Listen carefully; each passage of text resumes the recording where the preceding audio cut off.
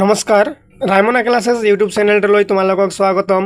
আজি তোমালোকৰ বাবে লৈ আহিছোঁ ক্লাছ 10ৰ ছ'চিয়েল সায়েন্সত থকা ইতিহাস বা হিষ্টৰীৰ 4 নম্বৰ অধ্যায় ভাৰতৰ স্বাধীনতা আন্দোলন আৰু অসমত জাতীয় জাগৰণ।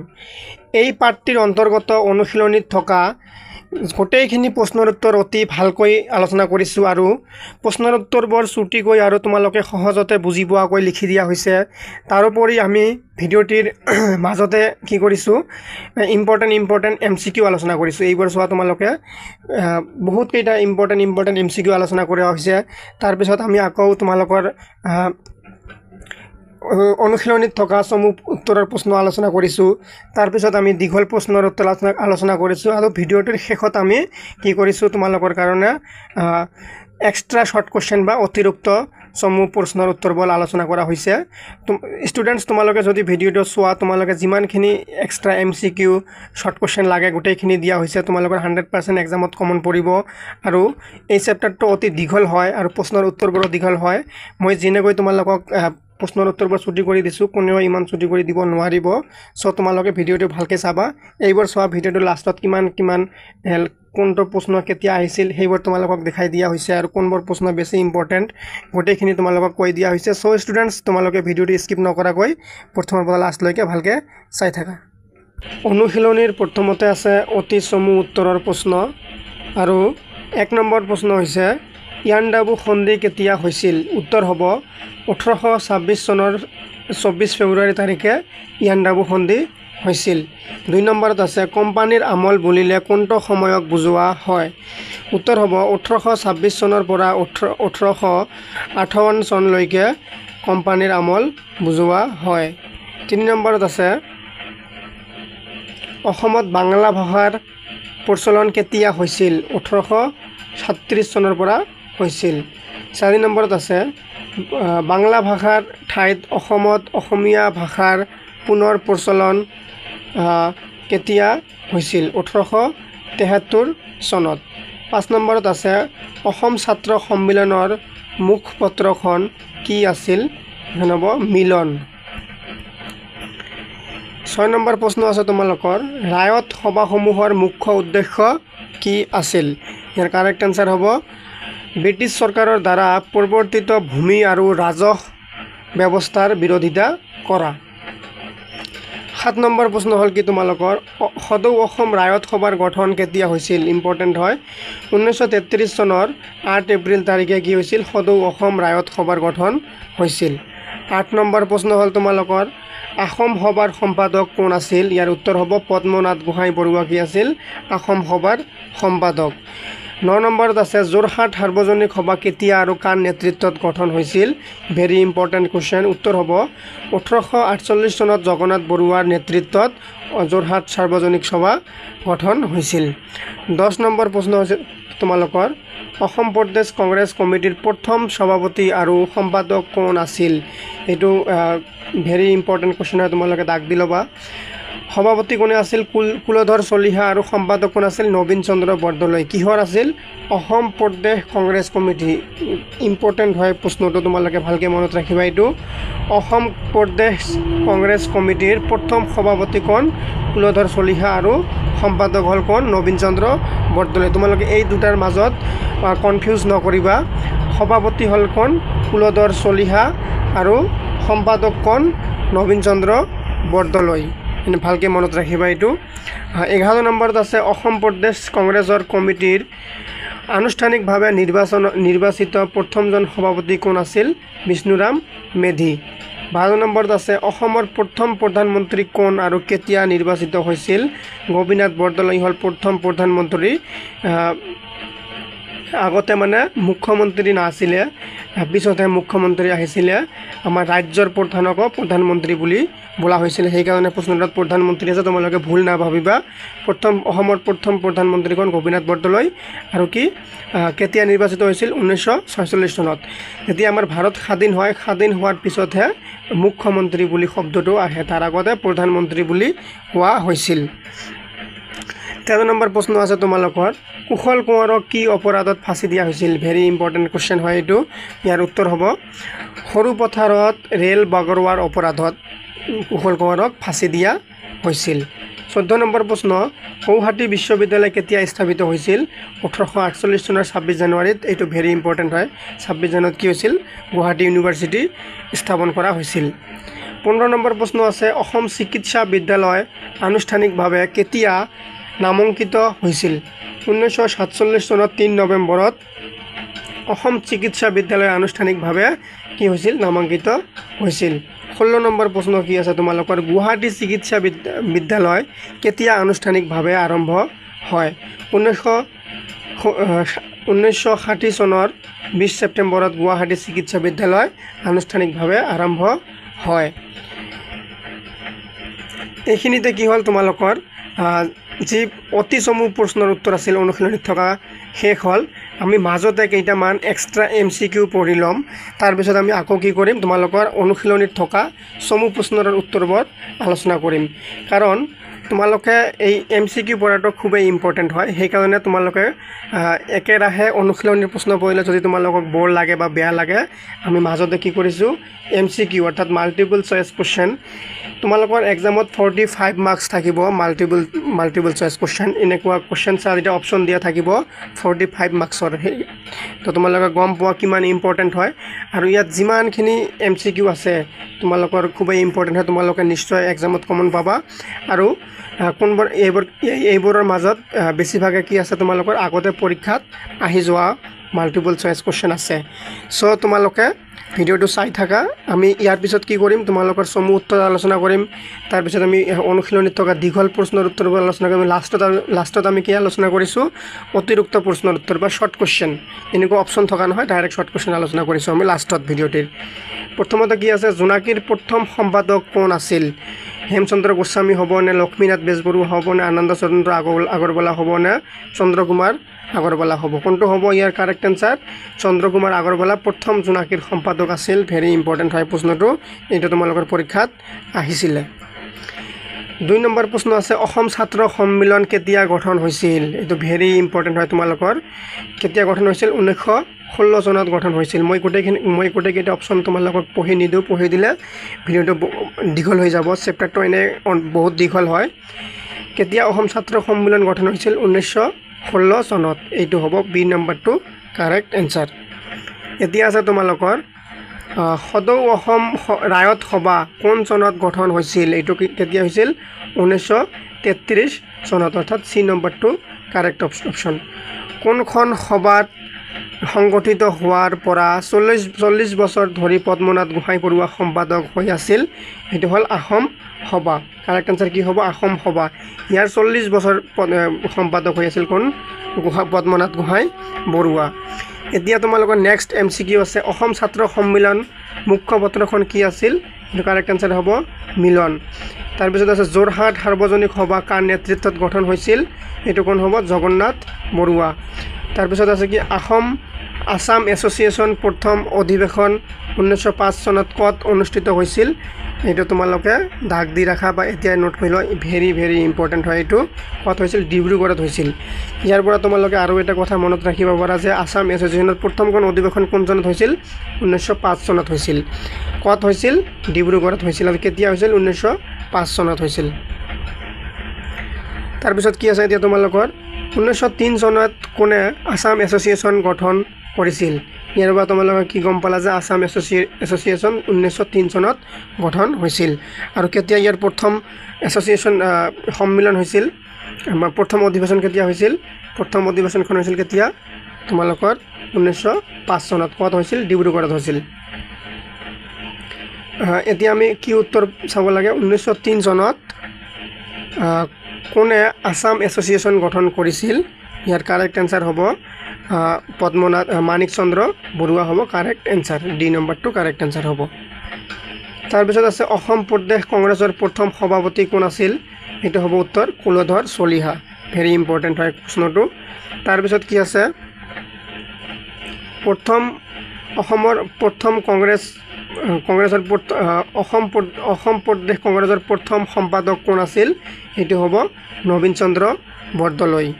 তাৰপিছত কি আছে কিমান চনত মহাত্মা গান্ধী অসহযোগ আন্দোলন প্ৰচাৰ কৰিবলৈ আহে এইটো হ'ব কিমান চনত 1921 চনত প্ৰথমবাৰৰ কাৰণে মহাত্মা গান্ধী অসমলৈ আহিছিল কিহৰ কাৰণে আহিছিল অসহযোগ আন্দোলন প্ৰচাৰ কৰিবলৈ আহিছিল তাৰপিছত কি আছে অসমৰ প্ৰথম প্ৰধানমন্ত্ৰী ৰূপে কাক নিৰ্বাচন কৰা হৈছিল এইটো হ'ব কোন গোপীনাথ বৰদলৈ তাৰপিছত কি আছে অসমত স্থাপিত হোৱা প্ৰথমখন জাতীয় অনুষ্ঠান কি তিলক সোঁৱৰণী স্কুল এইখন হ'ল কি অসমৰ প্ৰথমখন জাতীয় অনুষ্ঠান তিলক সোঁৱৰণী স্কুল তাৰপিছত কি আছে ভাৰত ত্যাগ আন্দোলনৰ সময়ত অসমৰ গহপুৰত মৃত্যুবৰণ কৰা গাভৰু গৰাকী কোন আছিল এইটো তোমালোকে সকলোৱে জানা কনকলতা বৰুৱা তাৰপিছত কি আছে অসমত কৃষি বিশ্ববিদ্যালয় কেতিয়া প্ৰতিষ্ঠা কৰা হয় এইটো কাৰেক্ট আনসাৰ হ'ব 1948 চনত নেক্সট প্ৰশ্ন কি আছে তোমালোকৰ 1948 চনত অসমত মহাবিদ্যালয় কত প্ৰতিষ্ঠা কৰা হৈছিল ইয়াৰ এনসাৰটা তোমালোকে নেক্সট পেজত পাই যাবা এতিয়া আমি কি আলোচনা কৰিম তোমালোকৰ আকৌ অনুশীলনীত থকা চমু প্ৰশ্নৰ উত্তৰ এইবোৰ মানে তোমালোকৰ অতি চমু উত্তৰতকৈ অলপ দীঘল হ'ব তাৰ পিছত যেতিয়া আমি দীঘল উত্তৰৰ প্ৰশ্ন কৰিম এইবোৰ আৰু বেছি দীঘল হ'ব এক নম্বৰত কি আছে তোমালোকৰ এটো কিন্তু তোমালোকৰ অনুশীলনীৰ প্ৰশ্ন হয় অসমীয়া লিটাৰেৰী সোসাইটিৰ বিষয়ে চমুকৈ লিখা উত্তৰ হ'ব 1836 চনৰ পৰা অসমত চৰকাৰীভাৱে বাংলা ভাষাৰ প্ৰয়োগ কৰা হৈছিল যাৰ ফলত স্কুল অফিচ আদালত সকলোতে বাংলা ভাষাৰ প্ৰচলন আছিল কিন্তু অসমীয়া ভাষাক পুনৰ চৰকাৰৰ দ্বাৰা মান্যতা দিবলৈ স্বদেশৰ প্ৰতি আৰু জাতীয়তাবাদী ভাৱধাৰাৰে অনুপ্ৰাণিত এছাম শিক্ষিত লোকৰ নেৰানেপেৰা প্ৰচেষ্টা অব্যাহত ৰাখিছিল কলিকতালৈ উচ্চ শিক্ষাৰ বাবে যোৱা অসমীয়া ছাত্ৰসকল একত্ৰিত হৈ অসমীয়া ভাষা সাহিত্য উন্নয়নৰ অৰ্থে 1872 চনত অসমীয়া লিটাৰেৰী সোসাইটিৰ জন্ম দিয়ে এটা তোমালোকে মনত ৰাখিবা অসমীয়া লিটাৰেৰী সোসাইটি কেতিয়া জন্ম হৈছে 1872 চনত আৰম্ভণিতে আনুষ্ঠানিক নেতৃত্ব দিছিল দেৱীচৰণ বৰুৱা আৰু গোবিন্দ ফুকনে এই অনুষ্ঠানৰ প্ৰধান উদ্দেশ্য আছিল সাহিত্য চৰ্চা কিন্তু সময় বাগৰাৰ লগে লগে অনুষ্ঠানটো ৰাজনৈতিক চিন্তাৰো প্ৰকাশ ঘটিছিল তাৰ পিছত কি হ'ল 1872 চনত সংগঠনৰ প্ৰসিদ্ধ সদস্য জগন্নাথ বৰুৱা আৰু মানিক চন্দ্ৰ বৰুৱাই উক্ত সোসাইটিৰ তৰফৰ পৰা সেই সময়ৰ ভাইসৰয় লৰ্ড নৰ্থব্ৰুকক এখন স্মাৰক পত্ৰ প্ৰদান কৰিছিল পত্ৰৰ যোগেদি অসমৰ প্ৰাকৃতিক সম্পদৰ উন্নয়ন আৰু অসমৰ বংগৰ মাজত ৰেল সংযোগ স্থাপনৰ বাবে ব্যৱস্থা গ্ৰহণ কৰিবলৈ আবেদন জনাইছিল 1885 চনত এই অনুষ্ঠানটো কি হয় সক্ৰিয় হৈ আছিল এতিয়া তোমালোকৰ 2 নম্বৰ প্ৰশ্ন আছে অনুশীলনীত থকা জোনাকী যুগৰ উল্লেখযোগ্য জাতীয়তাবাদী উত্তৰণৰ এটা চমু আভাস দিয়া ইম্পৰ্টেন্ট হয় প্ৰশ্নটো তোমালোকৰ উত্তৰপৰ যদিও দীঘল হয় যিমানখিনি পাৰা যায় আমি সিমানখিনি চেষ্টা কৰিছো তোমালোকক ছুটি কৈ দিয়াৰ ইয়াৰ ভিতৰত তোমালোকে যিমানখিনি লিখিব পাৰা লিখিবা এইখিনি লিখিলে তোমালোকে আৰামছে ভাল মাৰ্ক পাই যাবা ঠিক আছে কি উত্তৰ হ'ব কি 1888 চনত গঠন হোৱা অসমীয়া ভাষা উন্নতি সাধনী সভাৰ প্ৰকাশিত আলোচনীখনেৰে নাম আছিল জোনাকী তোমালোকে ভালকে পঢ়িবা লাইনটো কি হৈছে 1888 চনত গঠন হোৱা অসমীয়া ভাষা উন্নতি সাধনী সভা ইয়াৰ পৰা তোমালোকে এইটো মনত ৰাখিবা যে অসমীয়া ভাষা উন্নতি সাধনী সভা কেতিয়া গঠন হৈছিল 1888 চনত যদি তোমালোকে এনেকৈ এটাৰ পৰা এটা ইনফৰমেশন উলিয়াই থোৱা তেনেহলে তোমালোকৰ এক্সামত যিকোনো শৰ্ট কোশ্চেন এমসিকিউ আহিলে তোমালোকৰ এৰি নাযায়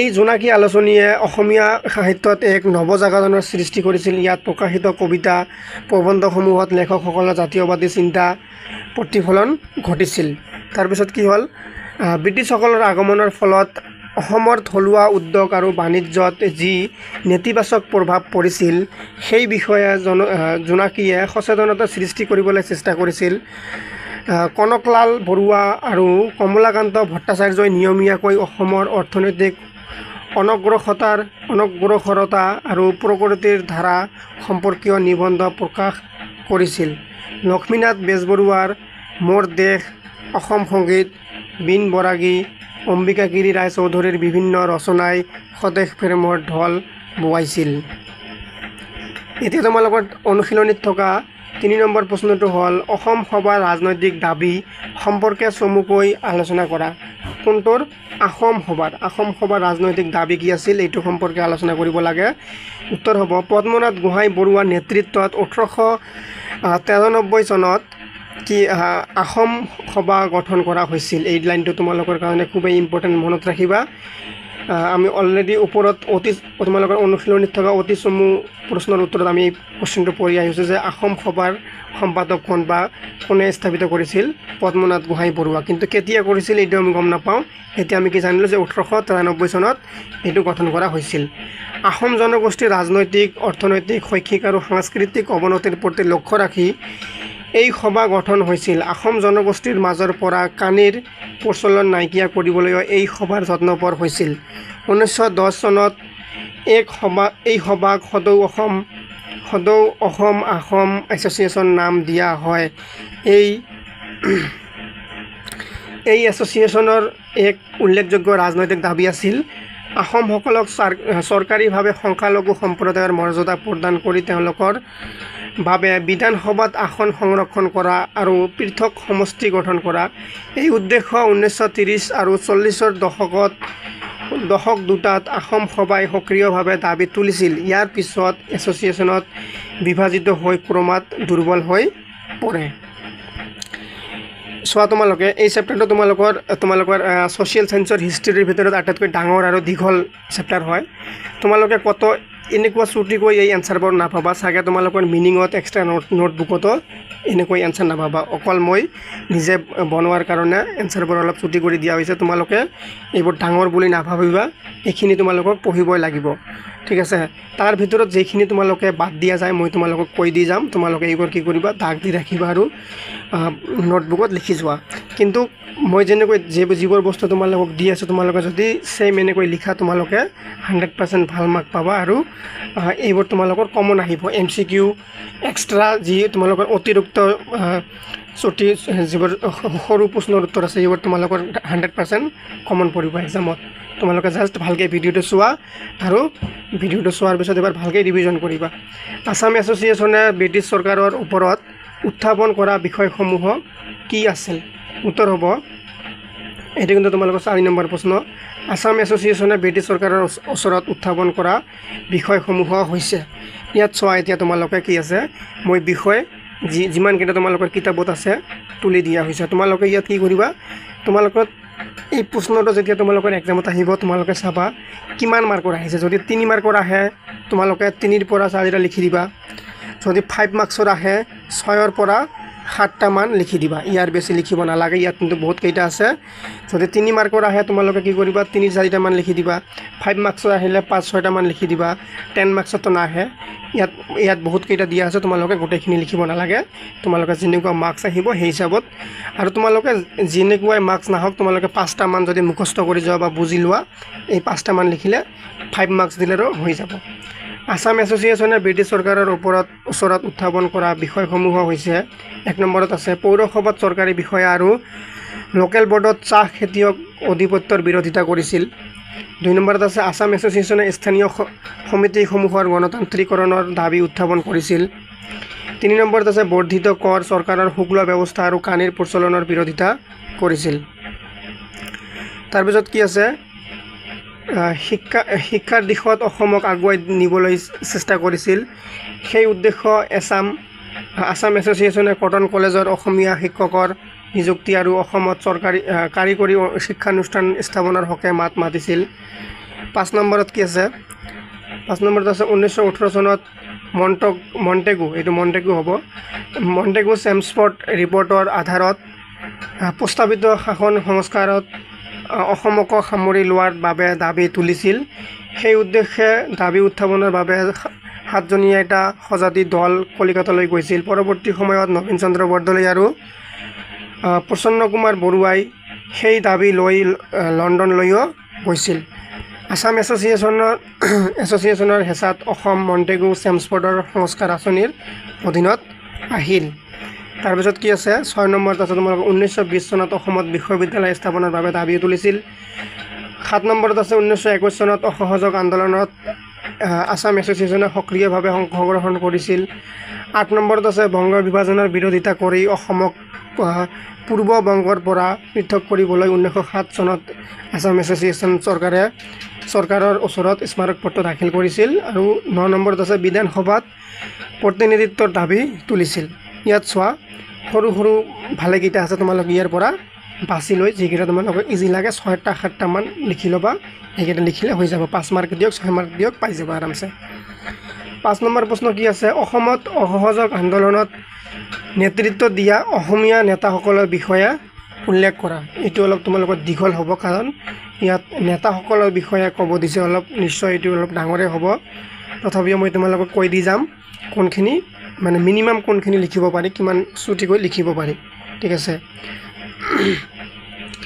উত্তৰ হ'ব অসমত 1920 পৰা 21 চনৰ পৰা আৰম্ভ হোৱা অসহযোগ আন্দোলনত বহুকেইজন গণ্যমান্য ব্যক্তি জড়িত হৈ আছিল। 1921 চনৰ জুন মাহত অসম প্ৰদেশ কংগ্ৰেছ কমিটিৰ গঠন হোৱাৰ পিছতে অসমত অসহযোগ আন্দোলনৰ জোৰ বাঢ়িবলৈ ধৰিলে আৰু অতি সোনকালেই ই সৰ্বভাৰতীয় আন্দোলনৰ সৈতে জড়িত হৈ পৰিল। তাৰপিছত কি হ'ল, সেই সময়ত অসম প্ৰদেশ কংগ্ৰেছ কমিটিৰ সভাপতি আৰু সম্পাদক ক্ৰমে কুলধৰ চলিহা আৰু নবীন চন্দ্ৰ বৰদলৈয়ে আন্দোলনটোৰ প্ৰচাৰ আৰু প্ৰসাৰত গুৰুত্বপূৰ্ণ অৱদান আগবঢ়াইছিল।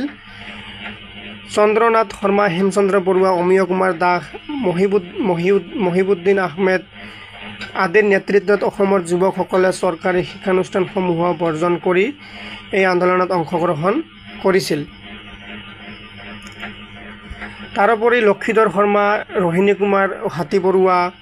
ৰোহিণীকান্ত হাতীবৰুৱা, বিমলাকান্ত বৰুৱা, কনক চন্দ্ৰ বৰুৱা, বেণুধৰ শৰ্মা, তিলক শৰ্মা আদিৰ দৰে স্বনামধন্য ব্যক্তিয়ে এই আন্দোলনত বাটকটীয়া হৈ জনতাক নেতৃত্ব দিছিল। ছাত্ৰসকলক অনুসৰণ কৰি নবীন চন্দ্ৰ বৰদলৈ, তৰুণৰাম ফুকন, কুলধৰ শৰ্মা, বিষ্ণুৰাম মেধি আদি উকিলসকলে ওকালতি ত্যাগ কৰি আন্দোলনত ভাগ লৈছিল। 6 নম্বৰত আছে কানিংহাম চাৰ্কুলাৰৰ বিষয়ে লিখা। ইম্পৰ্টেণ্ট হ'ব। আইন অমান্য আন্দোলনক ব্ৰহ্মপুত্ৰৰ উপত্যকাত এক বৃহৎ আন্দোলনলৈ ৰূপান্তৰিত কৰাত স্কুল কলেজত শিক্ষা গ্ৰহণ কৰি থকা ছাত্ৰ ছাত্ৰীসকলে যথেষ্ট অৰিহণা আগবঢ়াইছিল। সেয়ে ইংৰাজ চৰকাৰে ছাত্ৰসকলক এই আন্দোলনৰ পৰা বিৰত ৰাখিবলৈ বিভিন্ন ব্যৱস্থা কৰিছিল। 1930 চনত কানিংহাম চাৰ্কুলাৰ তেনে এক ব্যৱস্থাৰে অংশ আছিল। কানিংহাম চাৰ্কুলাৰে জাৰি কৰি ছাত্ৰ আৰু তেওঁলোকৰ অভিভাৱকসকলক আন্দোলনত অংশ লোৱাৰ পৰা বিৰত ৰাখিছিল। চৰকাৰে দোষী সাব্যস্ত হোৱাসকলক জৰিমনা বিহাৰ লগতে ছাত্ৰবৃত্তিৰ পৰা তেওঁলোকক বঞ্চিত কৰাৰ হ'ব বুলি ঘোষণা জাৰি কৰিছিল। চৰকাৰৰ এই প্ৰৰচনামূলক কাৰ্যই ছাত্ৰসকলক আন্দোলনত অংশগ্ৰহণ কৰিবলৈ উৎসাহিতহে কৰিছিল। 7 নম্বৰত কি আছে প্ৰশ্নটো তোমালোকৰ, গোপীনাথ বৰদলৈ মন্ত্ৰীসভাই স্বাধীনতাৰ পিছত মুখামুখি হোৱা সমস্যা সম্পৰ্কে চমুকৈ লিখা। ইয়াৰ উত্তৰ কি হ'ব, স্বাধীনতাৰ ঠিক পিছতে উত্তৰ পূৰ্বাঞ্চলে সীমান্ত সমস্যাৰ সন্মুখীন হ'বলগীয়া হৈছিল। 1947 চনৰ দেশ বিভাজনে ভাৰতবৰ্ষত আন অঞ্চলৰ লগত উত্তৰ পূব ভাৰতৰ যোগাযোগ বিঘ্নিত কৰি মাত্ৰ 12 কিলোমিটাৰ বহল সংকীৰ্ণ স্থলভাগে উত্তৰ পূবক ভাৰতৰ অন্য প্ৰান্তৰ লগত সংযোগ কৰি ৰাখিছিল। বিভাজনৰ পিছত পশ্চিমবংগ আৰু অসমৰ মাজৰ ৰেলপথ পৰিবহণ হঠাৎ পূব পাকিস্তানৰ অন্তৰ্গত হৈ পৰিছিল। বিভাজনৰ বাবে বংগ, অসম আৰু আৰাকান অঞ্চলৰ মাজত চলি থকা অৰ্থনৈতিক বাণিজ্যিক বাধা আহি পৰিছিল। ইয়াৰ আগতে অঞ্চলটোত কৃষি, শিল্পজাত সামগ্ৰী, চাহ, নীল, মৰাপাট, ৰেচম আদিৰ আন্তৰ্জাতিক বাণিজ্যৰ প্ৰচলন আছিল। কিন্তু বিভাজনৰ পিছত আন্তৰ্জাতিক বাণিজ্য বিসৰ্জন দি দেশীয় বাণিজ্যতহে মনোনিৱেশ কৰা হয়। ইয়াৰ উপৰিও উত্তৰ পূৰ্বাঞ্চলৰ ভৌগোলিক পুনৰ্গঠন আৰু অনুপ্ৰৱেশকাৰী সমস্যাও দেখা দিছিল। 1962 চনত চীনৰ ভাৰত আক্ৰমণে উত্তৰ পূব ভাৰতৰ নিৰাপত্তাৰ প্ৰতি প্ৰচণ্ড ভাবুকি কঢ়িয়াই আনিছিল। 8 নম্বৰত আছে অসম কৃষি বিশ্ববিদ্যালয় প্ৰতিষ্ঠাৰ চমু ইতিহাস লিখা। ইম্পৰ্টেণ্ট হয় প্ৰশ্নটো। উত্তৰ হ'ব 1923 চনত কৰিমগঞ্জত আৰু তাৰপিছত তিতাবৰত অন্য এক কৃষি গৱেষণা কেন্দ্ৰৰ প্ৰতিষ্ঠাই অসম কৃষি বিশ্ববিদ্যালয়ৰ আৰম্ভণি পদক্ষেপ আছিল। এই কেন্দ্ৰসমূহেও যদিও গৱেষণা আৰু প্ৰশিক্ষণ অবিৰামভাৱে চলাই গৈছিল, তথাপি এখন সুকীয়া কৃষি আৰু পশু মহাবিদ্যালয়ৰ আৱশ্যকীয় হৈ পৰিছিল। তাৰে পৰিপ্ৰেক্ষিতত বৰদলৈ মন্ত্ৰীসভাৰ দিনত 1948 চনত নগাঁৱত অসম পশু মহাবিদ্যালয় আৰু যোৰহাটত অসম কৃষি মহাবিদ্যালয় স্থাপন কৰিছিল। এই দুটা কথা তোমালোকে মনত ৰাখিবা। 1948 চনত নগাঁৱত অসম পশু বিদ্যালয় আৰু যোৰহাটত কৃষি মহাবিদ্যালয় স্থাপন হৈছিল। এই দুয়োখন মহাবিদ্যালয় সামৰি 1969 চনত অসম কৃষি বিশ্ববিদ্যালয়ৰ স্থাপন কৰা হয়। অসম কৃষি বিশ্ববিদ্যালয় উত্তৰ পূবৰ একমাত্ৰ প্ৰথম বৃত্তিমুখী বিশ্ববিদ্যালয়। 9 নম্বৰ প্ৰশ্ন হ'ল তোমালোকৰ অসম চিকিৎসা মহাবিদ্যালয় প্ৰতিষ্ঠাৰ চমু ইতিহাস লিখা। এতিয়া চিকিৎসাৰ বিষয়ে সুধিছে। উত্তৰ হ'ব ডিব্ৰুগড়ত উত্তৰ পূব ভাৰতৰ প্ৰথমখন চিকিৎসা মহাবিদ্যালয় স্থাপন কৰা হৈছিল। 1919 চনত ডিব্ৰুগড়ত ডক্টৰ জন বেৰী হোৱাইটৰ 50,000 টকাৰ অনুদানৰ পুঁজিৰে বেৰী হোৱাইট মেডিকেল স্কুল স্থাপন হৈছিল। ডক্টৰ জন বেৰী হোৱাইট আছিল লখিমপুৰৰ চিভিল চাৰ্জন।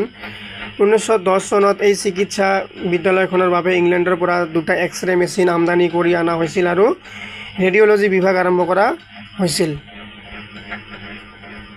দ্বিতীয় বিশ্বযুদ্ধৰ পিছত এই বিদ্যালয়ৰ ওচৰৰে এখন চিকিৎসালয়ৰ চৌহদলৈ স্থানান্তৰিত কৰা হৈছিল, যিখন যুদ্ধৰ সময়ত আমেৰিকা যুক্তৰাষ্ট্ৰৰ সৈন্যবাহিনীয়ে ব্যৱহাৰ কৰিছিল। স্বাধীনতাৰ পিছত 1947 চনৰ 3 নৱেম্বৰ তাৰিখে এই বিদ্যালয়খনক আনুষ্ঠানিকভাৱে অসম চিকিৎসা মহাবিদ্যালয় নামেৰে নামাঙ্কিত কৰা হয়। এতিয়া তোমালোকৰ কি হ'ল, যি তোমালোকৰ চমু উত্তৰৰ প্ৰশ্নবোৰ শেষ হ'ল। এতিয়া তোমালোকৰ অনুশীলনীত কি আছে, দীঘল উত্তৰৰ প্ৰশ্ন। তাৰপিছত তোমালোকৰ কাৰণে মষ্ট ইম্পৰ্টেণ্ট শ্বৰ্ট কুৱেশ্যন, অৰ্থাৎ অতিৰিক্ত প্ৰশ্নৰ উত্তৰ যে আছে তোমালোকৰ শ্বৰ্ট কুৱেশ্যন, এটা কথাত এনচাৰ দিব পাৰি, যিবোৰ সেনেকুৱা ধৰণৰ কমচে কম 30-40টামান শ্বৰ্ট কুৱেশ্যন আলোচনা কৰা হৈছে ভিডিঅ'টিৰ শেষত। আমি প্ৰথমতে দীঘল উত্তৰৰ প্ৰশ্নবোৰ আলোচনা কৰি ল'ম, তাৰপিছত আমি কি কৰিম, এই তোমালোকৰ শ্বৰ্ট কুৱেশ্যনবোৰ আলোচনা কৰিম। তোমালোকে টেনশ্যন নকৰিবা, ইম্পৰ্টেণ্ট শ্বৰ্ট কুৱেশ্যন আছে ভিডিঅ'টিৰ শেষত, তোমালোকে চাই থাকা। 1 নম্বৰত কি আছে, অসমীয়া ভাষা উন্নতি সাধনী সভাৰ ভূমিকা কাৰ্যাৱলীৰ বিষয়ে আলোচনা কৰা। উত্তৰ হ'ব 1836 চনৰ পৰা অসমত চৰকাৰীভাৱে বাংলা ভাষাৰ প্ৰয়োগ কৰা হৈছিল, যাৰ ফলত স্কুল, অফিচ, চৰকাৰী আদালত সকলোতে বাংলা ভাষাৰে প্ৰচলন আছিল। কিন্তু স্বদেশপ্ৰতি আৰু জাতীয়বাদী ভাৱধাৰাৰে অনুপ্ৰাণিত এচাম শিক্ষিত লোকৰ নেৰানেপেৰা প্ৰচেষ্টাৰ ফলত 1873 চনত অসমীয়া ভাষাক পুনৰ চৰকাৰে মান্যতা দিয়ে। এইটো তোমালোকে মনত ৰাখিবা, 1873 চনত পুনৰ মান্যতা দিয়ে।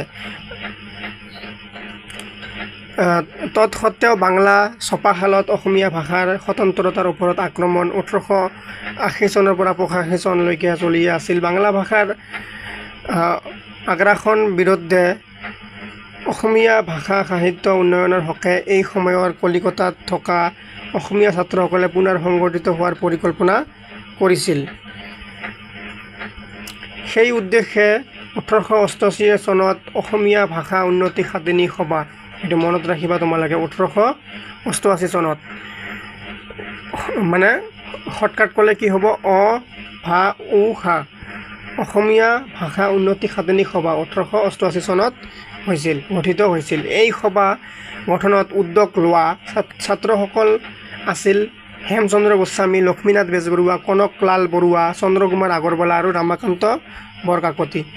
এই সভাই অসমীয়াসকলৰ মাজত একতা আৰু জাতীয়তাবাদ গঢ়ি তুলিবলৈ চেষ্টা কৰিছিল। এই সভাই অসমীয়া ভাষাৰ এক শক্তিশালী বিজ্ঞানসন্মত উৎপাদনৰ লগতে অসমৰ সকলো পাঠশালাত পৰিশুদ্ধ আৰু উন্নত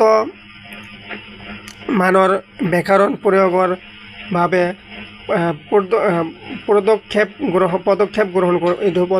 পদক্ষেপ গ্ৰহণ কৰিছিল। তদুপৰি এই সভাই অন্যান্য ভাষাৰ উল্লেখনীয় পুথিসমূহ অসমীয়া ভাষালৈ অনুবাদ কৰাৰ কামো হাতত লৈছিল। এই সভাৰ প্ৰচেষ্টাতে হেমচন্দ্ৰ বৰুৱাই হেমকোষ প্ৰকাশৰ কাম হাতত লৈছিল। অসমীয়া ভাষা উন্নতি সাধনী সভাই বুৰঞ্জী সংস্কৃত সাহিত্য সভা সাহিত্য আৰু ভাষা সম্পৰ্কে নিজৰ মাজতে বৌদ্ধিক আলোচনা অব্যাহত ৰাখিছিল আৰু অসমৰ বিভিন্ন প্ৰান্তত ইয়াৰ শাখা প্ৰতিষ্ঠাৰ বাবে চেষ্টা চলাইছিল। তাৰোপৰি এই সভাৰ দ্বাৰা প্ৰকাশিত আলোচনী জোনাকীয়ে অসমত এটা নতুন যুগৰ সূচনা কৰিছিল। এতিয়া হ'ল তোমাৰ লগত দীঘল উত্তৰৰ প্ৰশ্নৰ কোনটো 2 নম্বৰ প্ৰশ্ন অসম ছাত্ৰ সন্মিলনৰ অৱদানৰ বিষয়ে লিখা। উত্তৰ হ'ব অসম ছাত্ৰ সন্মিলনৰ 1916 চনত গঠন হৈছিল। গুৱাহাটীত বহা ইয়াৰ প্ৰথমখন অধিৱেশনত সভাপতিত্ব কৰিছিল লক্ষ্মীনাথ বেজবৰুৱাদেৱে। এই সন্মিলনখনৰ মুখ্য উদ্দেশ্য আছিল অসমীয়া ভাষাৰ উন্নতি সাধন কৰা। ছাত্ৰ সন্মিলনে অসমৰ বিভিন্ন বিদ্যালয় আৰু মহাবিদ্যালয়ৰ ছাত্ৰসকলক লগত মত আদান প্ৰদান কৰি এক সম্পৰ্ক স্থাপন কৰিবলৈ চেষ্টা কৰিছিল। এই সন্মিলন প্ৰথম অৱস্থাত ৰাজনীতিৰ লগত জড়িত নাছিল যদিও পিছলৈ দেশৰ আন্দোলনত সক্ৰিয়ভাৱে অংশগ্ৰহণ কৰিছিল। ছাত্ৰ সন্মিলনৰ মুখ্য পত্ৰ আছিল মিলন। ইয়াৰ প্ৰকাশিত বিভিন্ন প্ৰবন্ধ লেখা আদিয়ে অসমৰ শিক্ষা সাহিত্য সংস্কৃতি সাম্প্ৰদায়িক সম্প্ৰীতি আৰু জাতীয় চেতনা গঢ় দিয়াত যথেষ্ট অৱদান আগবঢ়াইছিল। ছাত্ৰ সন্মিলনৰ বাৰ্ষিক অধিৱেশনসমূহত বিখ্যাত সাহিত্যিক চিন্তাবিদ ৰাজনীতিবিদসকলে অংশগ্ৰহণ কৰিছিল। জ্ঞান সমৃদ্ধ আৰু জাতীয়তাবাদেৰে পুষ্ট বক্তৃতাৰে জনসাধাৰণক আকৰ্ষিত কৰিছিল। সেইসকলৰ ভিতৰত লক্ষ্মীনাথ বেজবৰুৱা পদ্মনাথ গোহাঁই বৰুৱা আচাৰ্য প্ৰফুল্ল চন্দ্ৰ ৰায় কৃষ্ণকান্ত সন্দিকৈ ইত্যাদিয়েই প্ৰধান। এতিয়া আছে তোমালোকৰ 3 নম্বৰৰ প্ৰশ্নটো ৰায়ত সভাসমূহৰ উদ্দেশ্য আৰু ভূমিকা সম্পৰ্কে এটি খতিয়ান দাঙি ধৰা। উত্তৰ হ'ব 19 শতিকাৰ শেষৰ ফালে কৃষকৰ বিভিন্ন সমস্যা সমাধানৰ অৰ্থে তেজপুৰত ৰায়ত সভা আৰু নগাঁৱত ৰায়ত সভা গঠন কৰা হৈছিল। ৰায়ত সভাৰ উদ্দেশ্য আছিল ক নম্বৰ গ্ৰেজিং কৰ বন্ধ কৰা, খ নম্বৰ মাটিৰ খাজানা হ্ৰাস কৰা, গ নম্বৰ পূৰ্ববংগৰ পৰা হোৱা প্ৰব্ৰজন ৰোধ কৰা। ৰায়ত সভাৰ ভূমিকা ৰায়ত সভাই অসমত ব্ৰিটিছ চৰকাৰৰ দ্বাৰা প্ৰৱৰ্তিত নতুন ভূমি নীতি ৰাজহ ব্যৱস্থাৰ বিৰোধিতা কৰিছিল। অৱশ্যে 1861 চনৰ পৰা 1893 চনলৈ ভূমি ৰাজহৰ প্ৰতিবাদত কৃষকৰ দ্বাৰা উত্তৰ কামৰূপক ধৰি অন্য ঠাইত হোৱা প্ৰতিবাদত ৰায়ত সভাই কোনো ভূমিকা লোৱা নাছিল। 1930 পৰা 34 চনৰ আইন আন্দোলনৰ সময়ত অসম কংগ্ৰেছ সমিতিৰ তত্বাৱধানত অসমত ৰায়ত সভাসমূহ পুনৰ সক্ৰিয় হৈ উঠিছিল। এইবিলাকৰ ভিতৰত নদুৱাৰ, ছয়দুৱাৰ, শিৱসাগৰ আৰু দৰঙৰ ৰায়ত সভাবোৰ উল্লেখযোগ্য।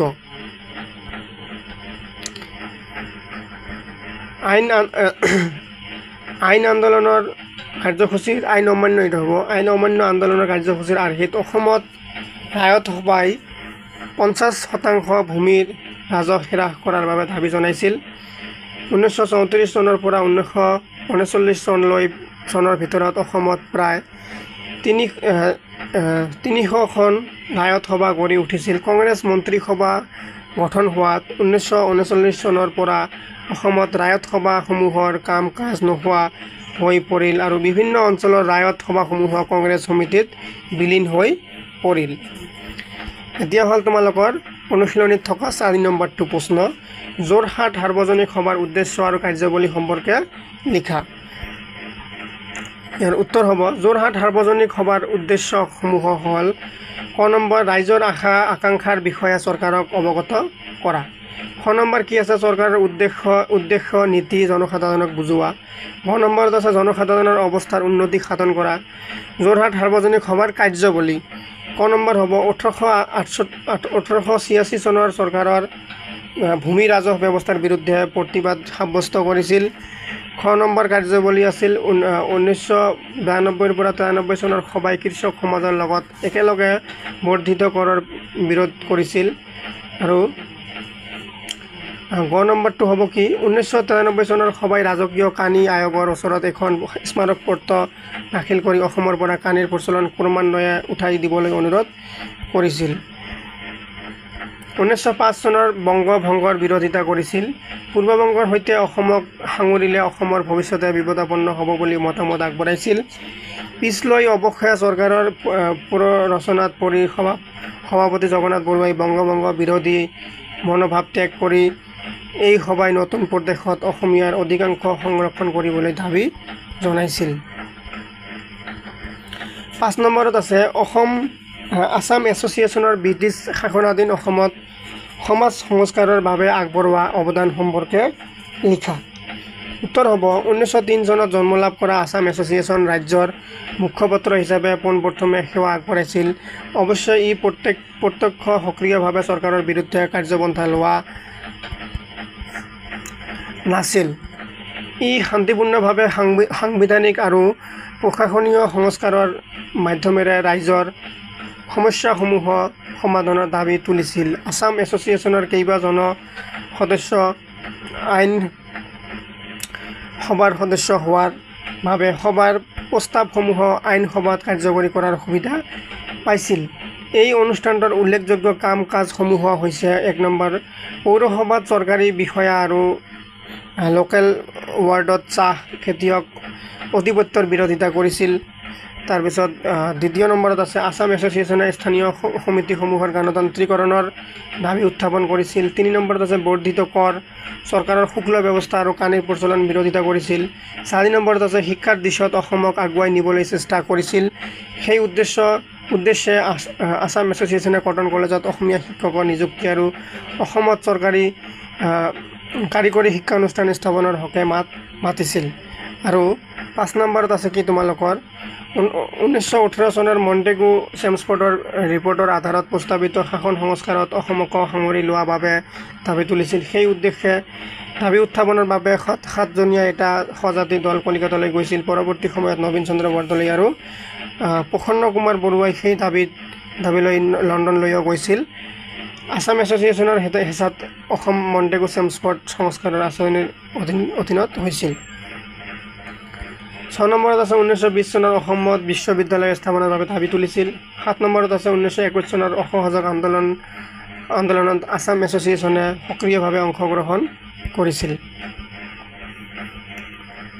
8 নম্বৰত আছে তোমালোকৰ বংগ বিভাজনৰ বিৰোধিতা কৰি অসমক পূব বংগৰ পৰা পৃথক কৰি 1907 চনত আসাম এছ'চিয়েশ্যনে চৰকাৰৰ ওচৰত স্মাৰক পত্ৰ দাখিল কৰিছিল। 9 নম্বৰত আছে বিধানসভাত প্ৰতিনিধিত্বৰ দাবী তুলিছিল। 6 নম্বৰ প্ৰশ্ন হ'ল তোমালোকৰ অসম প্ৰদেশ কংগ্ৰেছ কমিটিৰ জন্ম আৰু মুখ্য ভূমিকা সম্পৰ্কে সংক্ষিপ্ত বিৱৰণ দিয়া।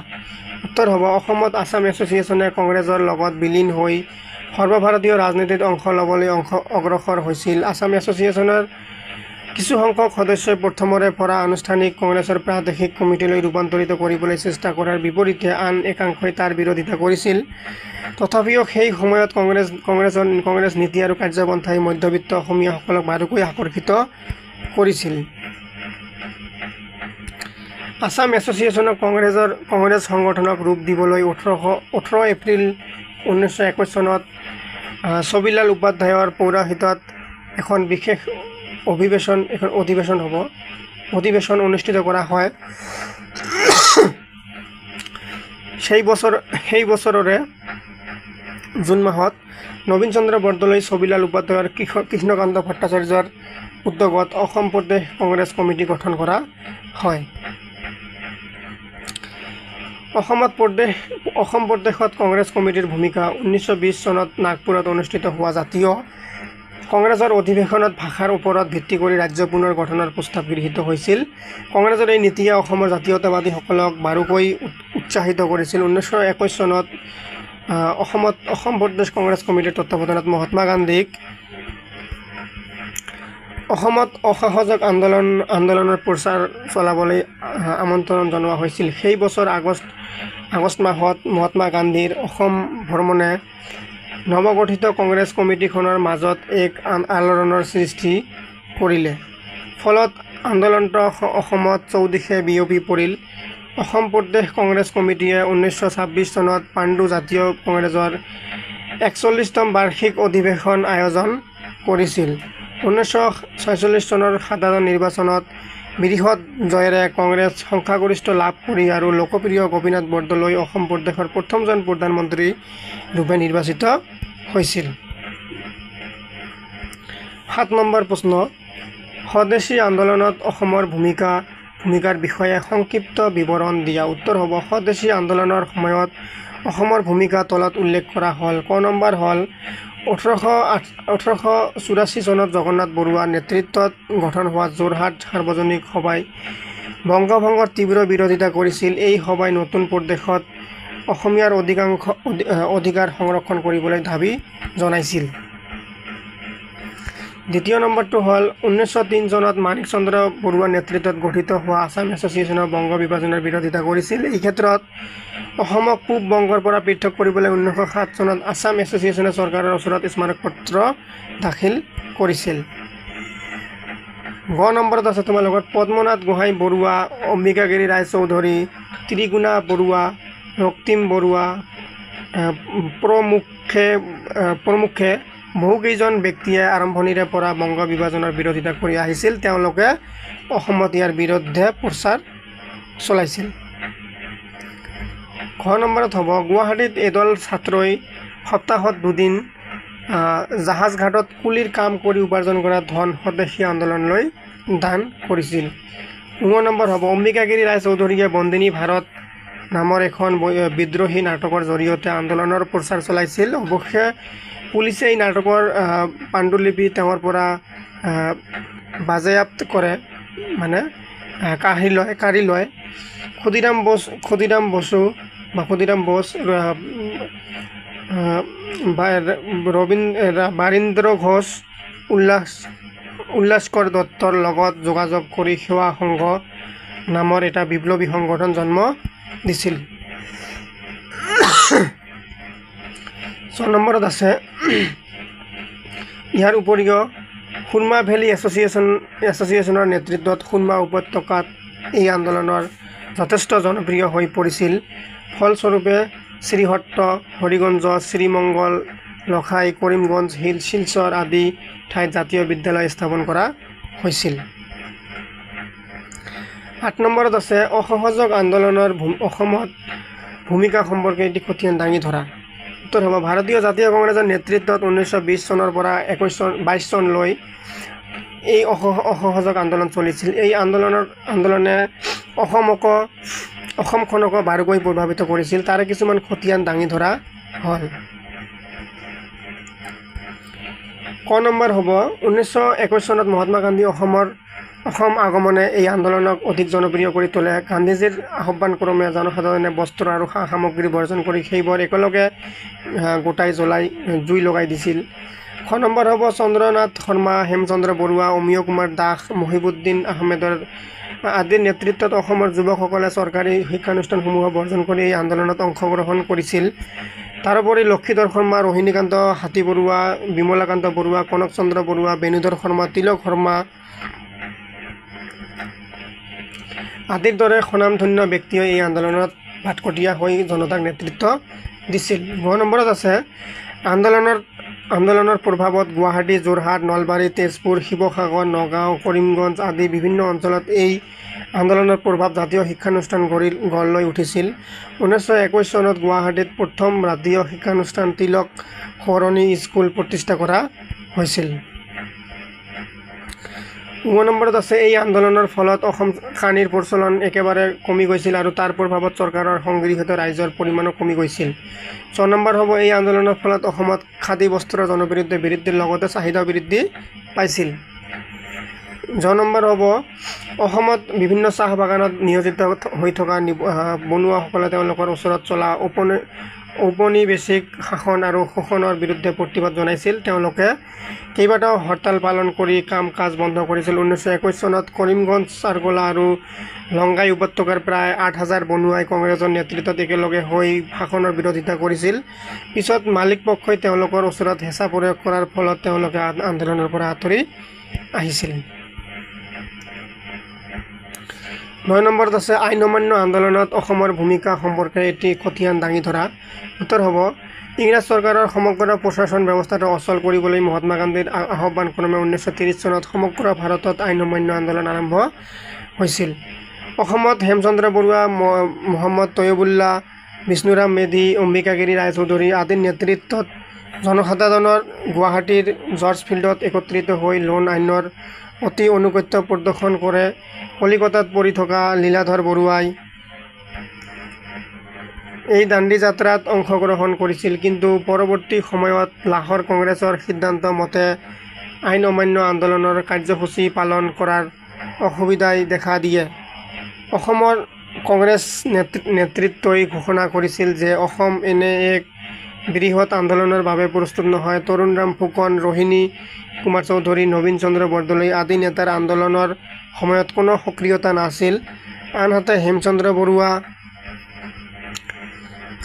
মহম্মদ তৈয়বুল্লাহ, বিষ্ণুৰাম মেধি, অম্বিকাগিৰি ৰায়চৌধুৰীৰ দৰে নিষ্ঠাবান নেতাসকলে কোনোমতে সংগঠনৰ কাম কাজ চলাই ৰাখিছিল। অমিয় কুমাৰ দাসৰ দৰে যুৱ নেতাই ছাত্ৰসকলক আন্দোলনৰ লগত জড়িত কৰিবলৈ চেষ্টা চলাইছিল, যদিও প্ৰথম অৱস্থাত আশানুৰূপে সঁহাৰি পোৱা নাছিল। অৱশ্যে 1930 চনৰ 14 এপ্ৰিলত জৱাহৰলাল নেহৰু আৰু 5 মে'ত মহাত্মা গান্ধীক পুলিচে গ্ৰেপ্তাৰ কৰাৰ প্ৰতিবাদত এক বৃহৎ সংখ্যক ছাত্ৰই হৰতালত অংশগ্ৰহণ কৰিছিল। ছাত্ৰসকলে শিক্ষানুষ্ঠান বৰ্জন কৰিছিল। কানিংহাম চাৰ্কুলাৰ জাৰি কৰি ছাত্ৰ আৰু তেওঁলোকৰ অভিভাৱকসকলক আন্দোলনত অংশ লোৱাৰ পৰা বিৰত কৰি ৰাখিছিল। চৰকাৰে দোষী সাব্যস্ত হোৱা লোকক জৰিমনা বিহাৰ লগতে ছাত্ৰ বৃত্তিৰ পৰা তেওঁলোকক বঞ্চিত কৰা হ'ব বুলি ঘোষণা জাৰি কৰিছিল। 1930 চনৰ জুলাইত আৰু আগষ্ট মাহত ক্ৰমে 15,186 জনৰ ভিতৰত 3,117 জন ছাত্ৰই শিক্ষানুষ্ঠান ত্যাগ কৰে।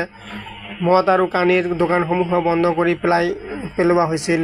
50% ভূমিৰ খাজনা হেৰাসৰ দাবীৰে কৃষকসকলে এই আন্দোলনত জঁপিয়াই পৰিল। 10 নম্বৰ প্ৰশ্ন, অসমত ভাৰত ত্যাগ আন্দোলনৰ এটি খতিয়ান দাঙি ধৰা। ইয়াৰ পিছত মাত্ৰ আৰু এটা প্ৰশ্ন আছে তোমালোকৰ, তাৰপিছত আমি কি অতিৰিক্ত প্ৰশ্ন আলোচনা কৰিম বা শৰ্ট কুৱেশ্যন আলোচনা কৰিম। উত্তৰ হ'ব,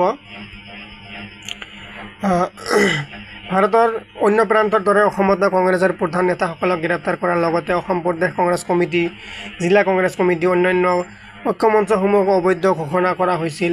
সকলো ধৰণৰ সভা, হৰতাল আৰু মানুহৰ সমাগম নিষিদ্ধ কৰা হৈছিল। অসমত আন্দোলন অহিংসা পদ্ধতিৰে হৰতাল, শোভাযাত্ৰা, সমাৰোহ আৰু পিকেটিং আদিৰ জৰিয়তে আৰম্ভ হৈছিল। জেলত থকা নেতাসকলৰ ওপৰত পুলিচৰ অত্যাচাৰে সীমা চেৰাই হৈছিল। ইয়াৰ পৰিণতিতে আন্দোলনটো হিংসাত্মক হৈ উঠে।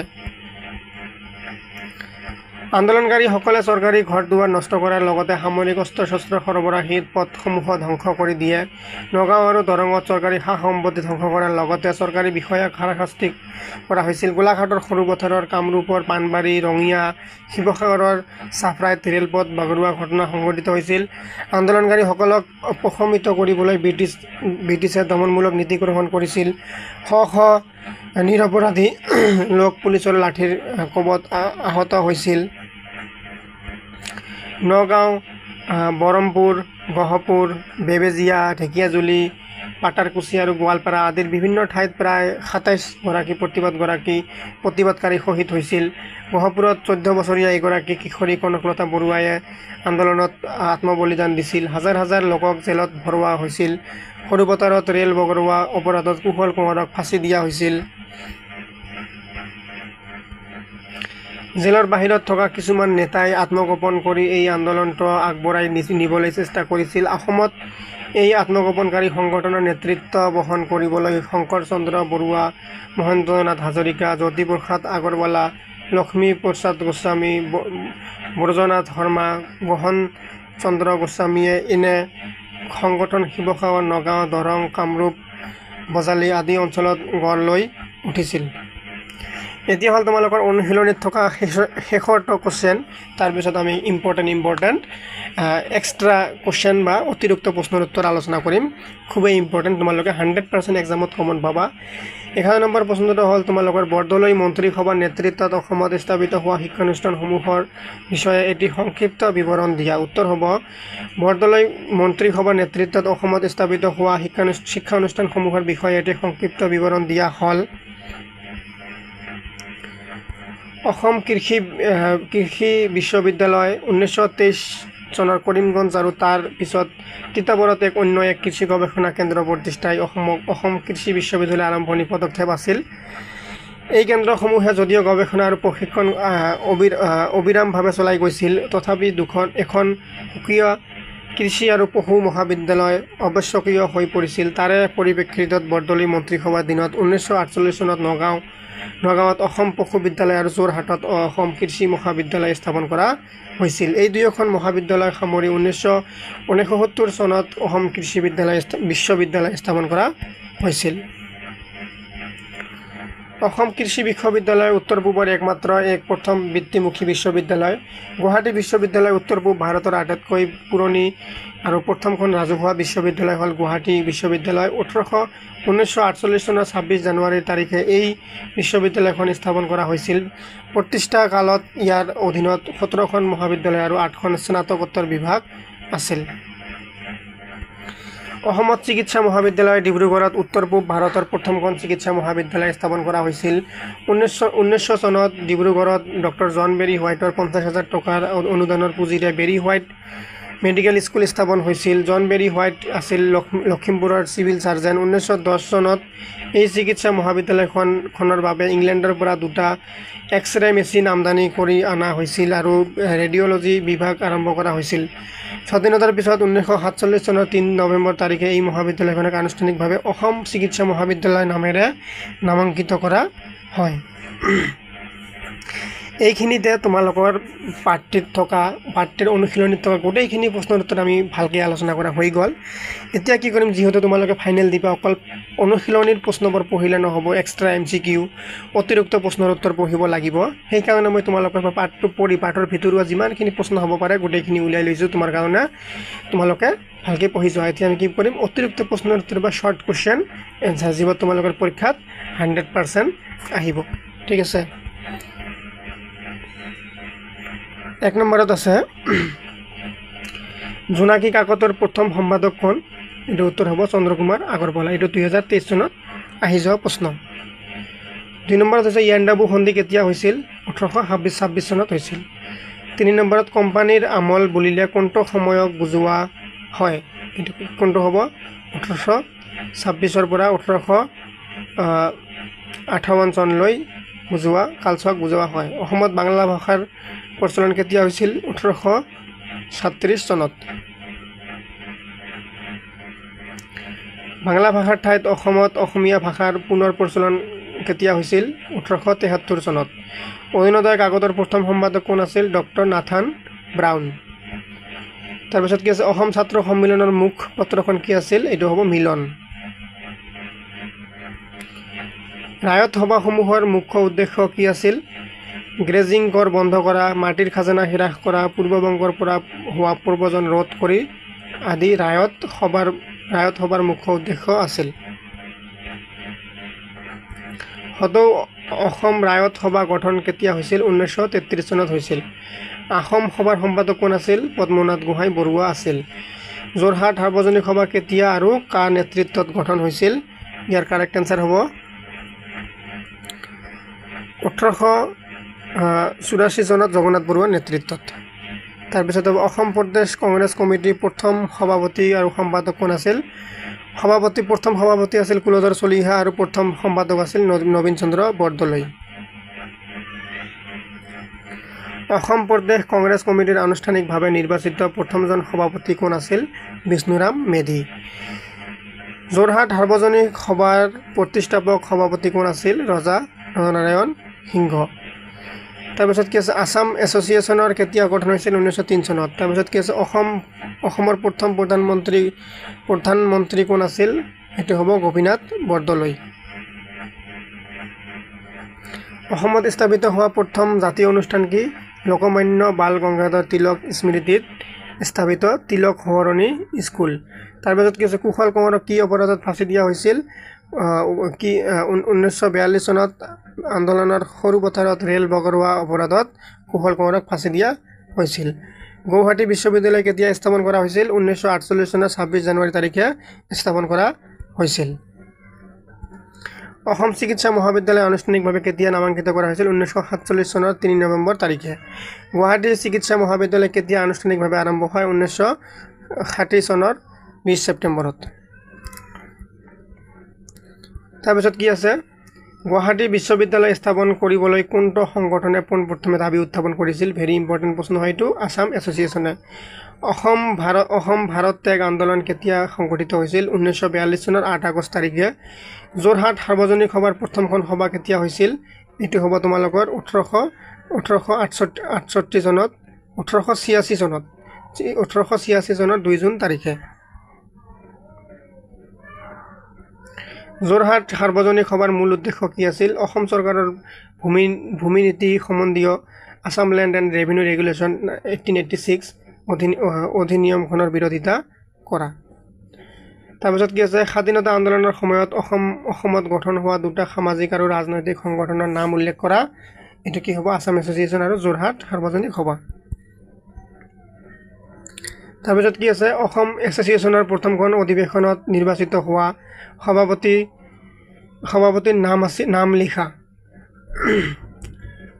ৰাজা প্ৰভাত চন্দ্ৰ বৰুৱা অসম এছ'চিয়েশ্যনৰ প্ৰথমখন অধিৱেশনত নিৰ্বাচিত হোৱা সাধাৰণ সম্পাদকৰ নাম কি মানিক চন্দ্ৰ বৰুৱা অসম সভা কোনে গঠন কৰিছিল 1893 চনত পদ্মনাথ গোহাঁই বৰুৱাই কৰিছিল